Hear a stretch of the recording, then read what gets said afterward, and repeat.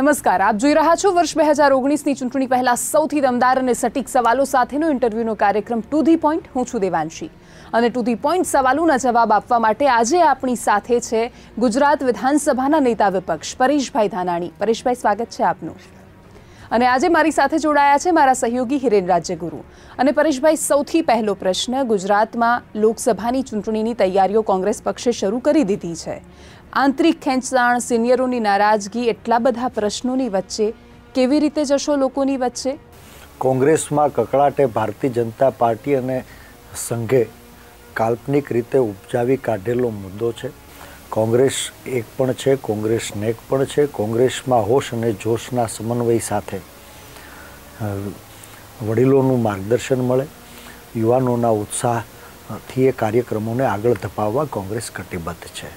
ભાજપ અથવા તો સંઘ આ કાલ્પનિક થીમ બનાવે છે, જવાબ તમે આપ્યો. પણ જે બે પ્રોજેક્ટ છે મહત્વકાંક્ષી કોંગ્રેસના, લોક સરકાર હોય કે જનમિત્ર હોય, લોક સરકારની વાત આવે તો અમિતભાઈ પોતે એવું કહે છે કે પરેશભાઈની લોક સરકાર, અને જ્યારે જનમિત્રની વાત આવે તો પરેશ ધાનાણી એવું કહે છે કે અમિતભાઈના જનમિત્ર. કોંગ્રેસનું જનમિત્ર અને કોંગ્રેસની લોક સરકાર કેમ નહીં? દરેક કાર્યક્રમનું વાલીપણું હોવું જરૂરી છે.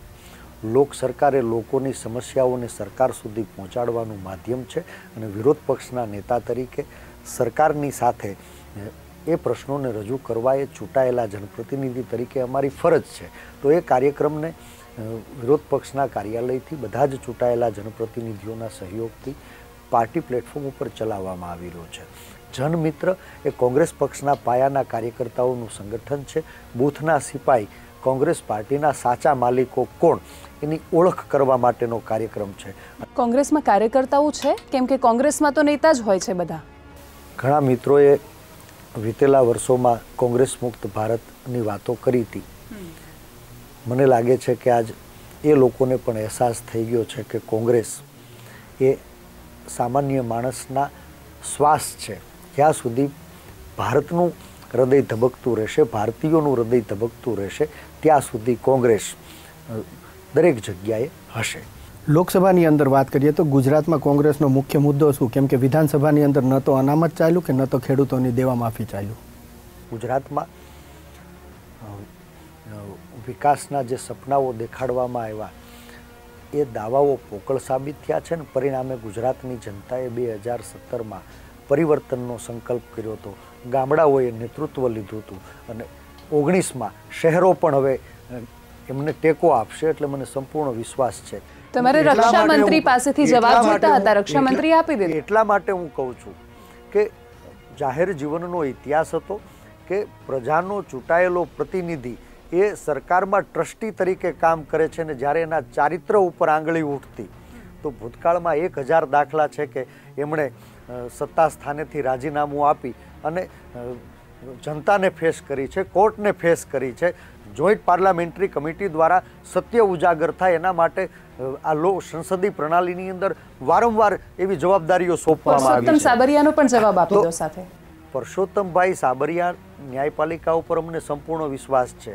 ભારતીય જનતા પાર્ટીની સરકારમાં મળતિયાઓએ એના ભ્રષ્ટાચારને છુપાવવા માટે જ્યારે અમે જીએલડીસી સામે સવાલો ઉઠાવ્યા એટલે કોંગ્રેસ પક્ષના એક નિર્દોષ ધારાસભ્યને કાલ્પનિક સ્ક્રિપ્ટ તૈયાર કરી અને જેલના કઠેડામાં મૂકવામાં આવ્યા. જીતુ વાઘાણીના જે નિવેદન આવ્યું, જીતુ વાઘાણીએ માફી માગી લીધી, હજી વિરજી ઠુમ્મર કે લલિત વસોયાએ માફી નથી માગી. વિપક્ષના નેતા છો, બંને ધારાસભ્યોએ વાણી વિલાસ કર્યો છે. શું કાર્યવાહી? શેના માટે?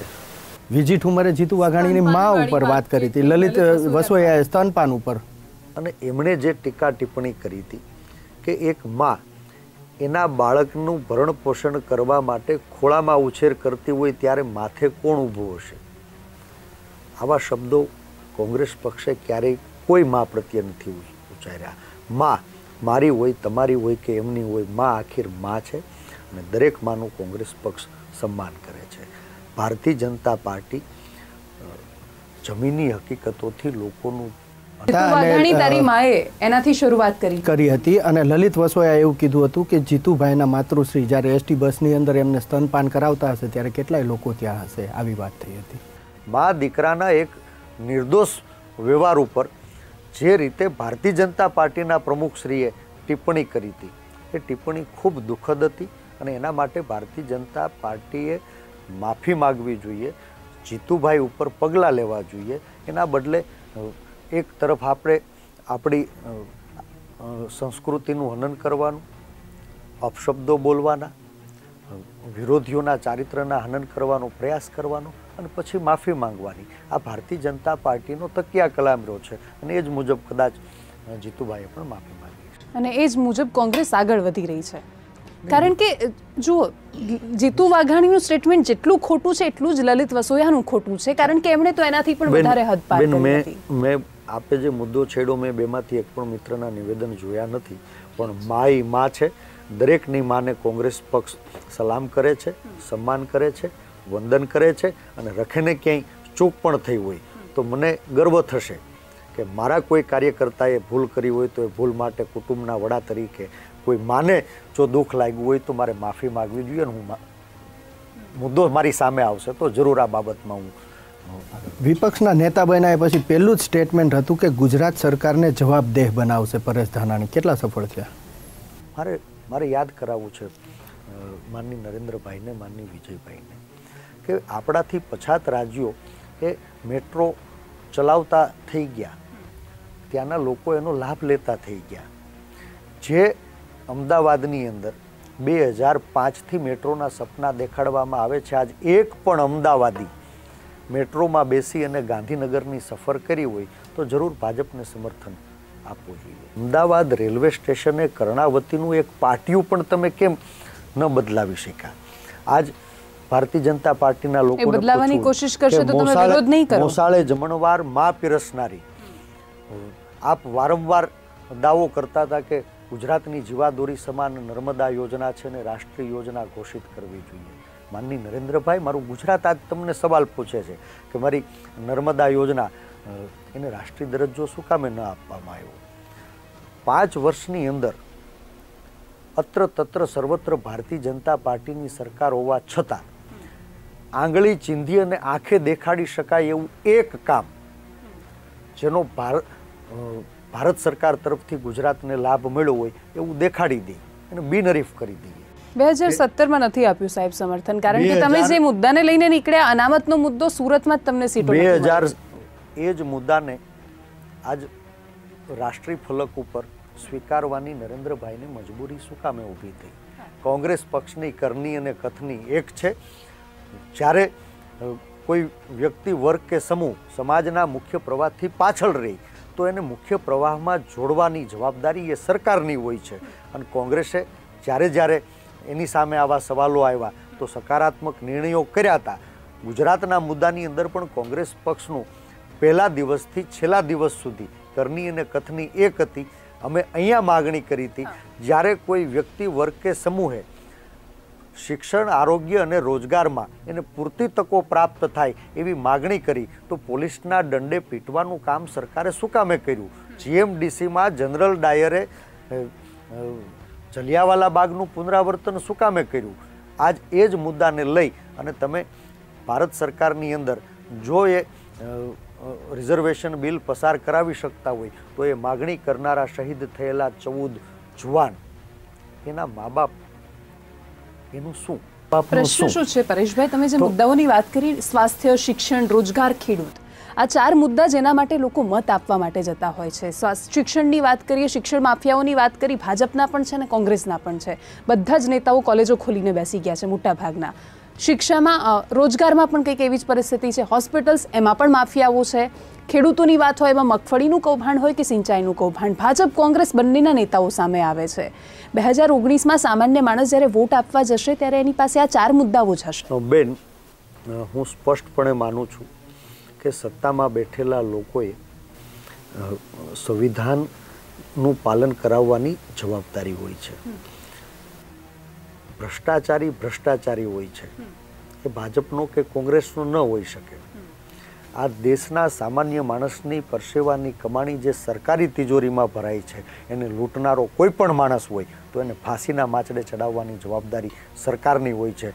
આજ વારંવાર એવા કિસ્સાઓ બહાર આવ્યા છે કે જેને સરકારી તિજોરી સાચવવાની જનતાએ જવાબદારી આપી હતી. એ જ લોકો ક્યાંક કાર્યક્રમોના નામે, ક્યાંક યોજનાઓના નામે, સરકારી તિજોરીને દિન દહાડે લૂંટી રહ્યા છે. આજ પબ્લિક ટ્રાન્સપોર્ટની સુવિધાના અભાવે પરસેવાની કમાણીનો ખર્ચ મોટરસાઇકલમાં રોકાણ કરે, મોટર કારમાં રોકાણ કરે, પેટ્રોલ પંપે જઈ અને 84-85 રૂપિયાનું લીટર પેટ્રોલ ડીઝલ પુરાવવા સામાન્ય માણસ મજબૂર થાય છે. એ પબ્લિક ટ્રાન્સપોર્ટની સુવિધા પૂરી પાડવામાં ભાજપની સરકાર નિષ્ફળ નીવડી. આજ જગતનો તાત ખુદ જીવવા માટે સંઘર્ષ કરી રહ્યો છે. ખાતર, બિયારણ, દવા ઉપર કરવેરા વધ્યા, ખેત ઓજારો ઉપર કરવેરા વધ્યા, વીજળીના ભાવ. પણ આમાં તમારો મુદ્દો શું પરેશભાઈ? ભારતીય જનતા પાર્ટી નિષ્ફળ એ કોંગ્રેસનો મુદ્દો? સિંચાઈના પાણીનો અભાવ અને સમગ્ર દેશમાં જગતના તાતની કમાણી ઉપર 5% પહેલા વેટ અને આજે જીએસટી તરીકે કરવેરો નાખવાનું પાપ ભાજપની સરકારે કર્યું. અને એમ છતાં બેન, પરાણે પ્રીમિયમ વસૂલનારી ભારતીય જનતા પાર્ટીની સરકાર આજ કુદરત રૂઠે અને વર્ષ નિષ્ફળ જાય તો પાક વીમો વસૂલવા માટે ખેડૂતના દીકરાએ કોર્ટે શું કામે ચડવું પડે?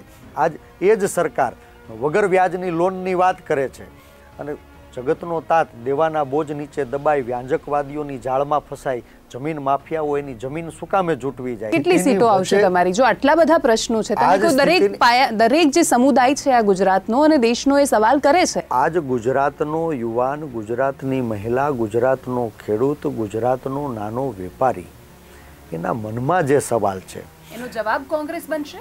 મને સંપૂર્ણ વિશ્વાસ છે કે કોંગ્રેસ છે. કોંગ્રેસે ક્યારેય સત્તા માટે સપનાઓ દેખાડવાનું કામ નથી કર્યું ને કોંગ્રેસે જ્યારે આ દેશની પ્રજાને વચન આપ્યું ત્યારે વચનને પૂર્ણ કર્યું છે. આજ 5 વર્ષ પછી દરેક ગુજરાતી માનની નરેન્દ્રભાઈને સવાલ પૂછી રહ્યો છે કે નરેન્દ્રભાઈ, અમે તમને પોતાના ગણી અને આંખું વીંચીને સમર્થન આપ્યું હતું. તમે દિલ્હીના 55 મહિના પૂરા થયા, તમે અમારા થઈ અને અમારા ગુજરાત સાથે હળહળતો અન્યાય શું કામે કર્યો? એ ગુજરાતી આજ ભારતીય જનતા પાર્ટી અને નરેન્દ્રભાઈને સવાલ. જે સુરતે તમને હરાવ્યું હતું એ સુરતને ઇન્ટરનેશનલ એરપોર્ટ મળી ગયું. હું નથી માનતો કે સુરતે હરાવ્યું. હું માનું છું કે શહેરના મતદારોએ ભયના ઓથાર નીચે પોતાના પરિવર્તનની જે કલ્પનાઓ હતી એ પૂરી કરવામાં ક્યાંક ઉણા ઉતર્યા હતા અને એ ભયનો ઓથાર ભારતીય જનતા પાર્ટીનું તકિયા કલામ છે. ભય, ભ્રમ અને ભ્રષ્ટાચારથી 22 વર્ષ એણે ગુજરાતની અંદર ગાદીને સાચવી રાખવામાં સફળતા મેળવી. પણ હવે ગુજરાતી બોલતો થયો છે, ગુજરાતી સવાલ પૂછતો થયો છે, ગુજરાતી એના અધિકાર માનતો થયો છે અને ગુજરાતી હવે સત્તા તળપથી ગુજરાતને શું મળ્યું એના લેખાજોખા કરતો થયો છે. તમે 26 લડશો? બિલકુલ વિશ્વાસ છે.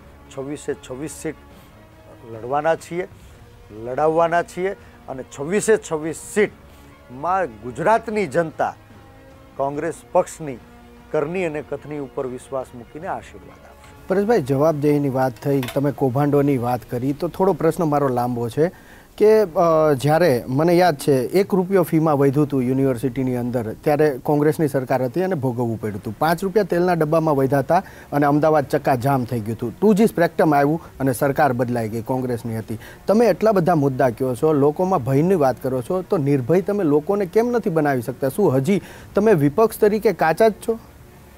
લોકશાહી મરી પરવારી છે અને સામાન્ય માણસમાં જે ભય હતો એ સતત સત્તા મેળવતા બેકાબૂ થયેલા લોકોએ આજ દિલ્હી અંદર કબજો મેળવ્યો ત્યાંથી તમારા સુધી પણ પહોંચ્યો.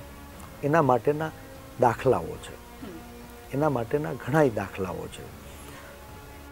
અમારી કાઠિયાવાડમાં કહેવત છે કે કાબરો ચીંચી કરતી હોય તો 2 કાગડાને મારી અને ઝાડવે ઊંધા લટકાવો એટલે કાબરો ચીંચી કરતી બંધ થઈ ગઈ. એમ આજ સામાન્ય માણસ એ સામાન્ય માણસ છે. આંદોલનના પાયે આ દેશમાં આઝાદી આવી હતી. અંગ્રેજોના કાળમાં પણ સત્તા વિરુદ્ધ પોતાની માગણીઓ, પોતાના અધિકારનો અવાજ બુલંદ કરાવવા માટે આંદોલનની મંજૂરી લેવાની જરૂર નહોતી. 2002થી નરેન્દ્રભાઈના નેતૃત્વમાં ભારતીય જનતા પાર્ટીએ ગાંધી અને સરદારના ગુજરાતમાં આંદોલન કરવા માટે પણ સરકારી કચેરીના પગથિયા ચડવા પડે એવી બેડીઓ પહેરાવવાની વ્યવસ્થા એ ગુજરાતમાં ઊભી થઈ. આઝાદીની લડાઈમાં કોંગ્રેસના લોકોનો સમાયેલા હતા. ક્યાંય ને ક્યાંય જે વેપારી માનસિકતાનો વર્ગ ગામડામાંથી માઇગ્રેટ થઈ અને ધંધા માટે, રોજગાર માટે, પોતાના પરિવારના ભવિષ્યને સલામત કરવા માટે આવ્યો હતો. એ વેપારી વર્ગ 100 સમસ્યાઓનો સામનો કર્યો હોવા છતાં 17ની અંદર એનું મત પરિવર્તન કરી શક્યો નહોતો. ગુજરાતીઓ જે ન કરી શક્યા એ જ વાતને સેઢા પડોશી રાજ્યોએ ટેકો આપ્યો. રાજસ્થાનમાં, મધ્યપ્રદેશમાં અને છત્તીસગઢમાં કોંગ્રેસ પક્ષની સ્પષ્ટ બહુમતી સાથે સરકાર આવી. ગુજરાતે દિશા આપવાનું કામ કર્યું અને ગુજરાતે જે દિશા આપી હતી ત્યાં 3 રાજ્યોની અંદર કોંગ્રેસ પક્ષે સફળતા મેળવી અને 5 રાજ્યોમાંથી ભારતીય જનતા સંઘ કાશીએ પહોંચે છે કે નહીં એ તો હવે ખબર પડશે.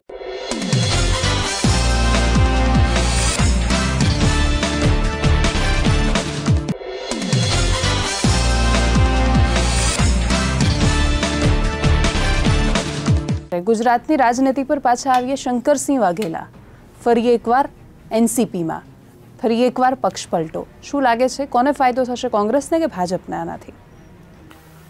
જ્યારે જ્યારે રાજ ઉપર આફત આવે તો ક્ષત્રિયનો ધર્મ છે રાજને બચાવવું, રાજની પ્રજાની સુરક્ષા કરવી. બાપુ કાલે એનસીપીમાં જોડાણા છે. આજ બાપુએ પણ એ વાત સ્વીકારી કે એમણે ભૂતકાળમાં જેને સમર્થન આપવાની ભૂલ કરી હતી એ લોકો લોકશાહી વિરુદ્ધ છે. પણ વોટ તો તમારા ફરી પાછા સક્રિય થશે તો મને લાગે છે કે ક્યાંય ને ક્યાંય વોટ કોંગ્રેસના નહીં તૂટે આનાથી સાહેબ. કોંગ્રેસ એક વિચાર છે. દરેક માણસના હૃદયમાં જે ધબકાર છે એનું નામ કોંગ્રેસ છે. કોઈ વ્યક્તિથી મત મળે અને કોઈ વ્યક્તિથી મત તૂટે એ કાલ્પનિક ગણિતને વ્યક્તિગત રીતે હું માનતો નથી. આ લડાઈ 2 વિચારધારા સામેની છે. ગુસ્સા સામે પ્રેમની લડાઈ છે. અત્યાચારની સામે શિષ્ટાચારની લડાઈ છે. આજ ગુજરાતમાં મને લાગે છે કે જે વારસામાં મળેલી મૂડી હતી એ મૂડી પણ ઘસાણી છે. એ સંસ્કારોની મૂડી હોય, એ સરકારી યોજનાઓથી મળતા લાભો એમાં ક્યાંય ઘસારો હોય અને આ બધી જ વાતોનો સરવાળો 19માં મને સંપૂર્ણ વિશ્વાસ છે કે કોંગ્રેસ પક્ષના નેતૃત્વમાં દેશની અંદર ફરી પાછી સરકાર બનવા જઈ રહી છે. કોંગ્રેસનો નફો ઓછો થવા માંડ્યો છતાંય ઘણા સિનિયરો પોતાની દુકાન ચાલુ રાખવા માંગે છે. નુકસાન તો કોંગ્રેસને જ થશે. પરિવારથી ઉપર ઉઠી અને પ્રજાના કલ્યાણ માટે સમય આપ્યો છે એવા દરેક કાર્યકર્તાનું હંમેશા સન્માન થયું છે. ભારતીય જનતા પાર્ટીએ એના કાર્યકર્તાઓનું, એના નેતાઓનું શોષણ કર્યું છે. જ્યાં સુધી કોઈ વ્યક્તિ એની કુશળતાના આધારે પાર્ટીને સત્તામાં લાવવા મદદ કરી શકે ત્યાં સુધી એનો દુરુપયોગ કરવાનો અને જ્યારે વ્યક્તિ એ નકામો બની જાય, નિરર્થક બની જાય તો એને કચરા ટોપલીમાં ધકેલવાનું કામ એ ભારતીય જનતા પાર્ટીના સંસ્કાર છે. એના દાખલાઓ તમારામાં કોણ છે અત્યારે નકામા બનેલા નેતાઓ જેને તમે સાચવશો? લાલકૃષ્ણ અડવાણીથી ચાલુ કરી અને કેશુભાઈ પટેલ અને 100 દાખલાઓ છે કે જેણે ભારતીય જનતા પાર્ટીને સિંચવાનું કામ કર્યું હતું, સત્તા સુધી પહોંચાડવાનું કામ કર્યું હતું અને એવા લોકોને દરકિનાર કરવામાં આવ્યા હોય. કોંગ્રેસ પક્ષે તો હંમેશા હોશ અને જોશના સમન્વય સાથે સમર્પિત કાર્યકર્તાઓ, નેતાઓ અને આગેવાનોનું સન્માન કર્યું છે. એ વડીલોનું, એના અનુભવનું ભાથું છે, એનું માર્ગદર્શન મળતું રહે. નવી પેઢીનો ઉત્સાહ એની સાથે જોડીએ તો અનુભવ અને ઉત્સાહના સમન્વયથી અમે સત્તા પરિવર્તન, વ્યવસ્થા પરિવર્તનનો સંકલ્પ એ 2000 કેટલા નેતાઓ હવે ગુજરાત કોંગ્રેસ છોડીને ભાજપમાં જાય છે? ભારતીય જનતા પાર્ટીએ જાહેર જીવનમાં કાળા ધનથી કમાયેલા નાણાંને વેપારનું સાધન બનાવ્યા છે અને એક ચૂંટાયેલા જનપ્રતિનિધિના ઈમાનને ખરીદવા કમલમના કાર્યાલયે દુકાન ખોલી છે. એ વ્યક્તિ લઈ જશે પણ વિચાર એ અમર છે. મને સંપૂર્ણ વિશ્વાસ છે કે 17ની ચૂંટણીમાં કેટલાય નેતાઓએ કોંગ્રેસ પાર્ટી સાથે દ્રોહ કરી અને ભારતીય જનતા પાર્ટીની કાર્યાલયે કેસરી ફટકો પહેર્યો. ગુજરાતની પ્રજાએ એમને ફટકો આપ્યો. છેલ્લો પ્રશ્ન પરેશભાઈ, આપણે રાજનીતિમાં એકબીજા માટે સારું બોલવાની પણ આદત રાખવી જોઈએ, ભલે ગમે તેટલા વાર પલટવાર આપણે કરતા હોઈએ. ગુજરાત ભાજપના કયા એવા નેતાઓ કે જેમનું કામ તમને ગમે છે અને એ સારા નેતાઓ કહી શકાય? અમે કે અમારા રાષ્ટ્રીય નેતૃત્વએ નરેન્દ્રભાઈને ક્યારેય ખરાબ નથી કીધા, પણ એમના નેતૃત્વમાં થયેલા કામો એની અમે 100% ટીકા કરી છે. એમના કાર્યકાળમાં થયેલા નિર્ણયો, નીતિઓ એની અમે જરૂર ટીકા કરી છે. તો કયા નેતાઓ તમને ગમે છે? નામ આપવા હોય તમારે. એ જ રીતે જાહેર જીવનમાં સ્વર્ગીય વાજપેયી સાહેબ હતા. આજે પણ આ હૃદયની અંદર એનું સ્થાન છે અને એ જાહેરમાં અમે વ્યક્ત કર્યું છે કે વિરોધી હોઈ શકે, વિચારધારાથી વિરોધી હોઈ શકે, પણ વ્યક્તિ તરીકે આદર કરવા પાત્ર જે નામો છે એમાં વાજપેયીજી પણ હશે, એમાં કેશુબાપા પણ હશે, એમાં ઘણા એવા મિત્રો છે. બિલકુલ પરેશભાઈ, થેન્ક યુ સો મચ અમારી સાથે જોડાવા બદલ. તો આ હતા પરેશભાઈ ધાનાણી, જેમની સાથે આપણે કરી ટુ ધી પોઈન્ટ મુલાકાત. ફરી મળીશું એક નવા જ વ્યક્તિત્વ સાથે. નમસ્કાર.